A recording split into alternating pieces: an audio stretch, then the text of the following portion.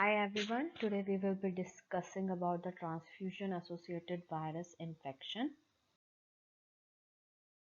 So in 1991, the WHO there is a program on AIDS, and then the League of the Red Cross and the Red Crescent Society, they published the consensus statement on the screening blood donation for the infectious agents that can be transmitted through the blood transfusion. Since then, there has been a major development in the screening for the transfusion transmissible infection with the identification of new infectious agent, and there is a significant improvement in the detection of the markers of the infection in the donated blood. But there are some limitations, as all the blood screening program have limitations, and that absolute safety in terms of freedom from the infection cannot be granted. So in addition, each country has to address specific issue or constraints that influence the safety of its blood supply. So this include the incidence and the prevalence of the blood-borne infection, the structure and the level of development of the blood transfusion service, the resources available in that country, and the special transfusion requirements. Then what are the characteristics of the transfusion transmissible agents? So in order to be transmissible by the blood, the infectious agent or the infection usually has the following characteristics, like presence in the blood for the long periods. It should be stable at 4 degrees Celsius. There should be long incubation period before the appearance of the clinical signs, asymptomatic phase or the mild symptoms in the blood donor, hence which is not identifiable during the selection process of the blood. Then what viral we are gonna study? We will be studying about HIV, hepatitis, WNV, cytomegalovirus, HTLVs. So first is HIV. So the HIV, we all know it's a member of lentivirus family of the retroviruses, and it is a causative agent of the AIDS. So in US, more than 1.2 million people are living with HIV, and 1 in 8 of them don't know that they are infected. So individuals who are engaged in male-to-male sexual behavior, they account for 82% of HIV diagnosis in the men and 67 of all diagnoses in the year 2015. So less than 1% of the HIV cases are attributed to blood and the blood product transfusion. The risk of transmission of HIV through the blood product is as follows. Like in US, in 1 in 2 million units. In Canada, 1 in 7.8 to 10 million units. In the parts of Europe, 1 in 1 million to 1 in 5 million units. So we'll talk about its replication. So upon entry into the target cell, this viral RNA genome is converted into double-stranded DNA by virally encoded reverse transcriptase. So the resulting viral DNA integrated into the cellular DNA by a virally encoded integrase. Once it gets integrated, the virus may become latent. Alternatively, the virus may be transcribed, producing new RNA genomes and the viral proteins. HIV transmission. So in the blood transfusion, if we say there is estimated infection risk per 10,000 exposure to an infected source, that is 90%. According mother to child, including the pregnancy, childbirth, and the breastfeeding. Sexual transmission, needle sharing through injection drug usage, percutaneous needle stick injuries, and tissue transplantation. The agents, the HIV screening, it involves HIV P24 antigen that may appear from 3 to 10 days after the viral RNA. Viral RNA can be detected approximately 7 to 11 days after the infection. That is when the result of HIV antigen antibody assays are negative, but there is a presence of HIV RNA which is detected and it is positive. The detection of the HIV RNA can reduce the risk of HIV transmission during the serological window period of antigen antibody assays. Next is hepatitis B virus. It's a double-stranded circular DNA virus. This virus is one of the smallest enveloped animal virus with the virion diameter of 42 nanometer.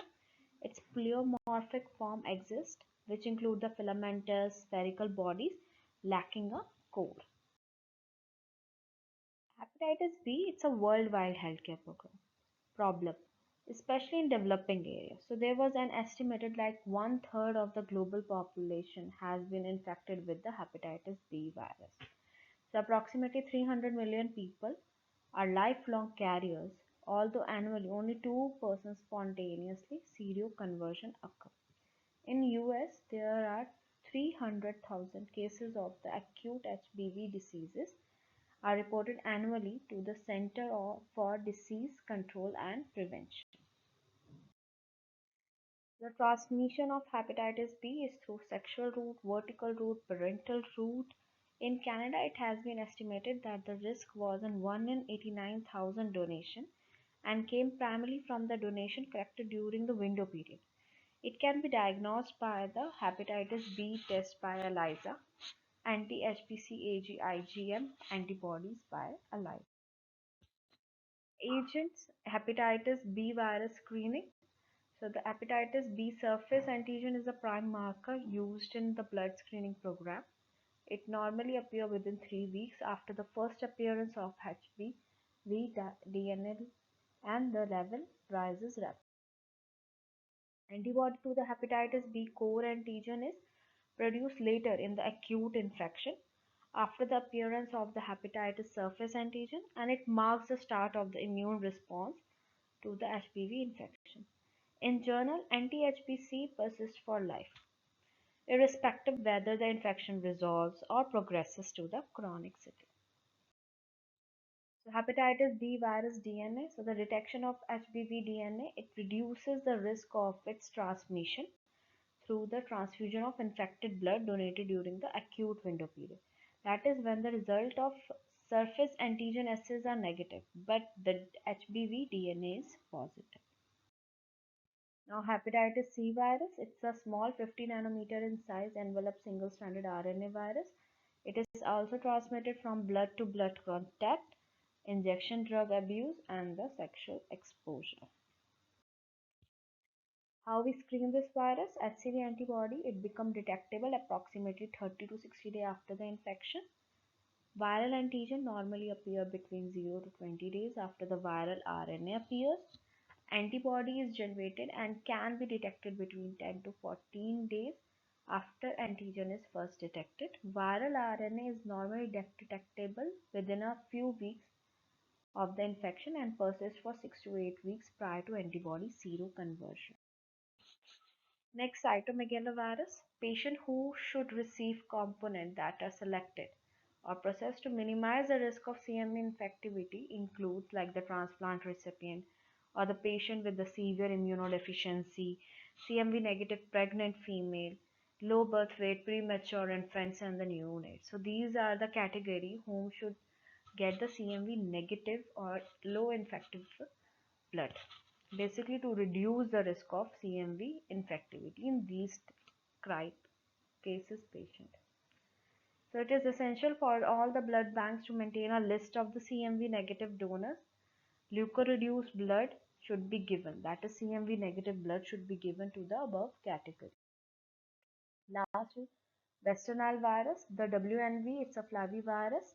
It's transmitted by the mosquito bite. The organism has the potential of being transmitted through the blood as well.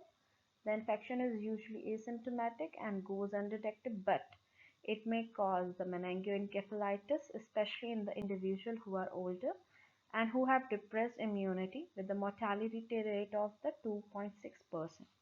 In 2002, about 9858 cases of WNV infections were reported to the CDC. Dengue and chikungunya virus both have posed the risk to the safe transfusion of the blood components, including the plasma, because both can be transmitted by the blood as well as from the plasma. In 2012, there was an outbreak of dengue in the Brazil, and 42 dengue positive units were transfused in the 35 recipient. According to Frank et al. Report, that methylene blue and the light illumination at 630 nanometer for the pathogen inactivation resulted at least 4.46 log reduction in all the dengue serotypes and chikungunya virus infection, suggesting it may be an effective option for managing the risk of the transfusion transmission. HTLV and HTLV-1 and HTLV-2 has been also shown that they are transmitted by the blood transfusion. The residual risk of transmission is 1 in 3 million in US. Infection with these retroviruses may result in HTLV-related myelopathies, tropical spastic paraparesia, and the adult T-cell leukemia lymphoma. Various laboratory tests for the presence of these agents by different serological or nucleic acid-based tests, including EIA and PCR assay. Thank you.